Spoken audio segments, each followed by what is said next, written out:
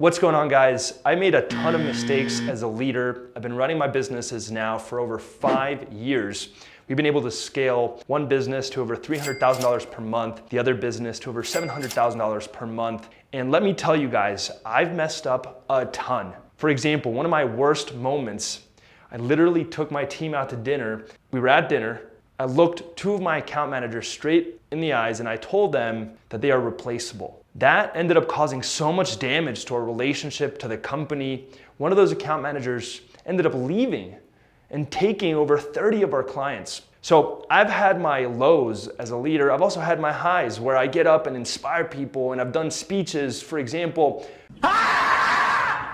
when I took my team to Mexico, I was crying on camera talking about one of our team members, and everyone felt the energy, the empowerment. I've had my ups, I've had my downs, and today I want to share some of my biggest lessons on how to be the best leader that you can be when scaling to 7 and even 8 figures. I want to talk about the concept of dark versus light energy. When I started out as a leader, I thought that you needed to rely on dark energy.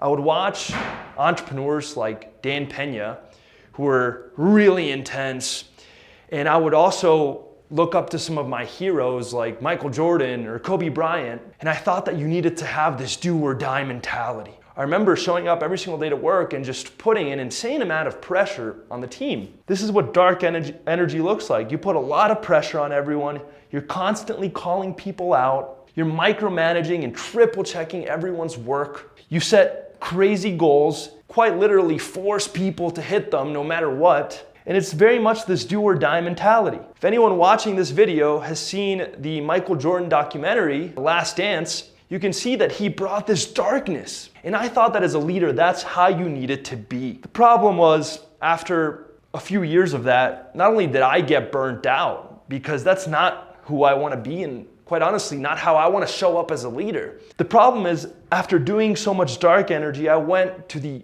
opposite end of the spectrum and started focusing so much on light energy. This is what light energy looks like as a leader. You encourage everyone. You praise people when they do something good. You give them space to fail. You give them space to succeed, even if they fail. It's much more laid back. With dark energy, you're constantly on top of people, really trying to get them to move the needle as hard and as fast as humanly possible. With light energy, it's a little bit more laid back, it's more relaxed, it's more easygoing.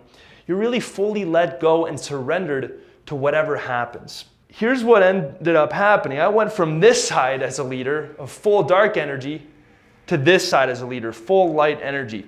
Ultimately, this made us a little bit soft. I thought that you needed to be a servant leader and fully laid back and easygoing, but then we weren't goal-oriented, and we didn't have a lot of pressure on us to move the needle forward, and we didn't feel like we needed to do whatever it took to win. The biggest lesson that I want to share with you guys today is that as a leader, the key is in using both dark and light energy. When I started out, I thought you only had to rely on dark. Then I thought that was kind of toxic, and I went fully to light energy. And I know this energy talk is kind of woo and crazy, but as a leader, you have to learn how to use both. And it's definitely a feeling and an intuition, but here's a really good way to tell if you need to rely more on dark or more on light. If people on your team don't feel any pressure at all, then you probably do need a little bit more dark energy. If people on your team aren't hitting their goals at all, then you definitely need a little bit more dark energy. If your team is slipping up and it seems like no one really cares, then you need a little bit more dark energy. But on the flip side, if people are getting burnt out consistently, or if people are consistently upset with you as the leader or frustrated with you, then you're probably using too much dark energy and you need to take a step back. So the key, and one of the biggest things that I've learned, is that you actually need both, not one or the other. And the best leaders in the world know how to play on both ends of the spectrum. For example, I just read the Sam Walton book, and one of the things that he talks about is that you need to give space to people for them to be able to grow, and you need to trust them with responsibility, but you also must check up on them and follow through. It's both. You need to give people space to fail and learn and grow, But you also need to put pressure on people so that they actually feel the need to grow. It's almost like going to the gym. If you bust your ass every single time you're in the gym, you're gonna get burnt out and you're going to get way too sore and your strength will actually decrease. You need to rest, you need to recover. But at the same time, if you walk into the gym and you're very easygoing and you're not really lifting at your fullest potential, you're not going to put enough pressure on your body for it to break down, heal, and then come back stronger. So you need both. What I like to do is to create dark pressure and dark energy through things that aren't personal. So for example, through our goals. It's not about me and the team member, it's about the goal that we're trying to hit. I like to create dark energy by setting metrics.